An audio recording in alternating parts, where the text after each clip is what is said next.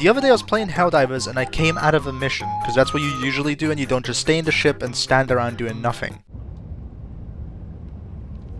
Don't call me out. Anyways, after you finish a mission, they usually say a voice line. I ignored it, but I decided to still talk to the AI. I don't know why, I just started talking up to them and spamming E to see if they were saying anything interesting. One of them said, and I quote, "You know, this destroyer has enough ordnance to level a small moon.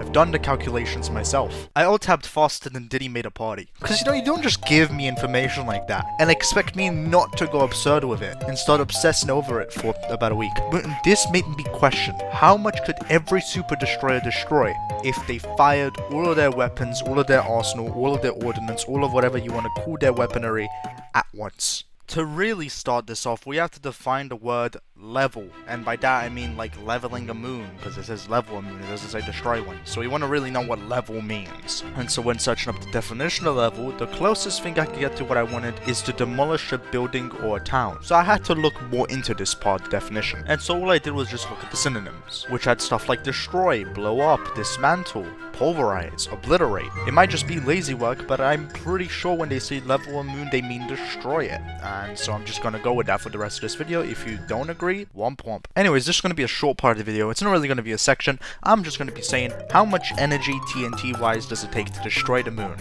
29.6 exatons.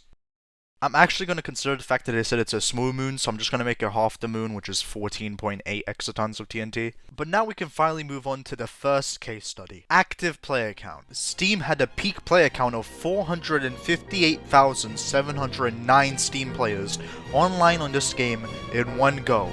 And if we include even PS, we can up that up all the way to 500,000, let's say. It's probably still a bit of a low ball, but we're going to use that for now. This means at least 500,000 super destroyers were active at any given point, meaning the arsenal of a small moon, let's say half the size of the moon being destroyed, was equipped on every single one of them. But how much would that be if we combined it all? To combine it, we take the 14.8 exatons of TNT from the half moon calculation we did and times it by the 500,000 calculation of the active player count, and that would give us 7.4 million exatons of TNT.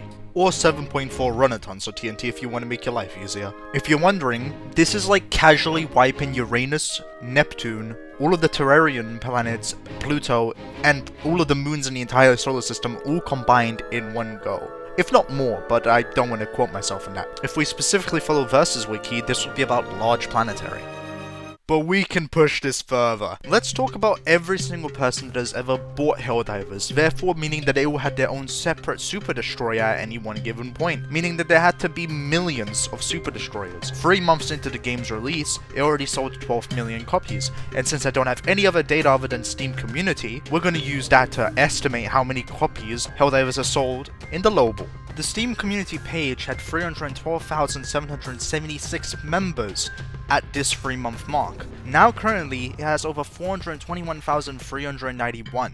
That is a 34.7261299% increase, which if we do the calculation, the percentage of 134% plus of 12 million, it gives us 16,167,136 copies sold. Which means for every one person that has bought Helldivers, they each individually have their own super destroyer, which means they each individually have their own half moon worth of destruction. So let's calculate this. If we take the 16,167,136 copies sold and times it by the 14.8 exatons of TNT, it would give us 239,273,612.8 exatons of TNT.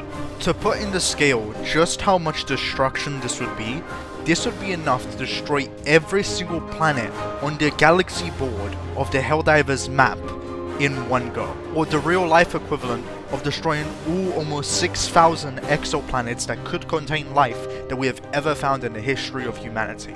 Power of this magnitude would set in stone Super Earth's name and be very, very similar to how they are represented in canon, as they are just able to destroy every planet they colonize if they want to. The true power of democracy.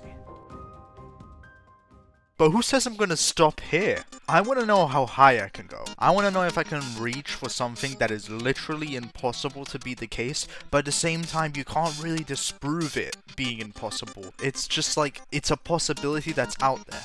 And that's what happens when you look at the galaxy map. It shows you the death toll of every single KIA of every single Helldiver in the history of the Second Galactic War. And if we associate that one Helldiver equals one Super Destroyer, what happens when we put that number in instead of the 16 million we put in before? What monstrosity would the entire Super Earth force be? And that's exactly what I calculated. When multiplying 14.8 exatons of TNT by 4,162,483,712, you find yourself with 61.6 plus queratons of TNT. This is a little under 1,000th of the energy you'd see a star release when it goes supernova. Essentially meaning, Super Earth at this point could probably make minuscule black holes. And concerned at the current issue of Super Earth being a black hole, if they had this level of power, which obviously isn't the case, they would have been able to probably make another black hole to diverge the one that got sent at them. Which is an astonishingly crazy feat when you truly think about it. If you enjoyed, make sure to like and subscribe button, as I might have another power scaling video prepared a bit more unhinged than this one. Thanks for watching.